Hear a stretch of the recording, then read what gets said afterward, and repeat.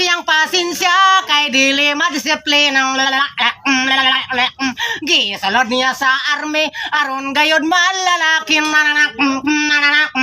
gipaggonet sa Granada masinggan og piston ang bayot may balibad batuta ang gusto niya mga sundalo natakdan nangabayot silang tanan may tenente nga putot may mandar na himot mga sundalo nagmarcha pakimbot-kimbot ang sampot tenente nga nagsunod milabyog sa banglubot kay siya sab na bayot mahuyang nang iyang tuhon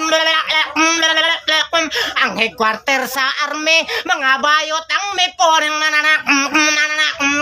og ang mga sundalo palda ang uniforme nasa ko ang general nagyaw-yaw nagbagulbol